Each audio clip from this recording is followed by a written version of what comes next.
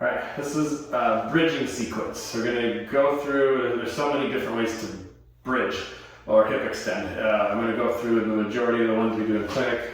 I have my little cheat sheet here. Hopefully I won't forget one or two of them. But bridging is essentially extending the hips on the floor.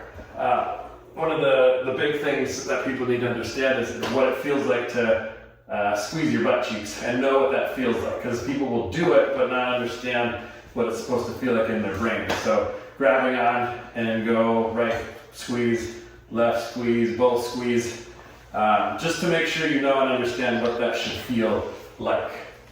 If that's difficult, we can regress to wrapping a band around the knees, pulling the knees apart, helps activate the glutes. That's helpful for some people. Foot position is important, and this always gets confusing for people in clinic, is the closer you are to your butt, the more your butt will do the work.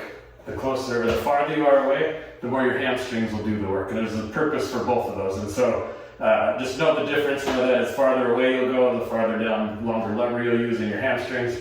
The closer you are, your butt's going to do the work. Okay. Double leg bridge. We'll just start there the easiest way. You can just essentially lift your butt up. Hold. I always take a breath and then out and on your way down. It's important because you're activating pelvic floor, and so as you breathe, you push into your pelvic floor, and that helps contract it and hold that up and make that strong as well too. You can advance it or progress it by putting a band here and just lift and back down. There's double leg bridge. If we get into different things in clinic, there's a loss of internal rotation of the hip. There's a loss of external rotation of the hip. So there's a way to advance this move for both of those things. So if we have a problem with external rotation, then the bridge will look more like this.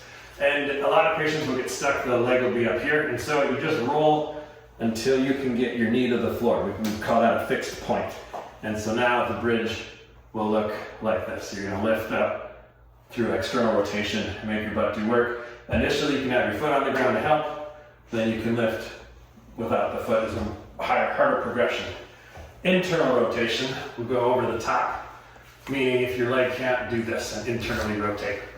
Go over the top, bridge that way, lift, bridge that way to get the internal rotation up. And you can see that the motion is less. It's just the activation is what you're looking for in an internally rotated position to teach your body how that works.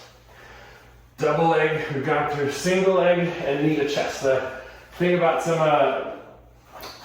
bridging is sometimes people don't get it, or they're using their lumbar spine because they're so used to hyperextending. And so if they can't figure it out, or you feel more muscles in your back doing the work, we have to get the lumbar spine to flex. And then the way you do that is you pull a knee up, creates lumbar flexion. Now you can't cheat. And so hold that as tight as you can. If you're doing this and this is coming up, that's not right. Keep it pulled all the way in. And then we'll get into this single leg bridge. The progression is to make your lever longer, up and down, creating posterior chain movement. Again, butt, hamstring bridge, back and forth there. Typical rep count is somewhere in that. If you can get up to 12 to 15 reps and it's easy enough for you, then you progress to the next hip extension moves. Typically we'll start with somewhere in that 4 to 6 rep count. Okay, that's the bridging sequence of typical ones we do in clinic.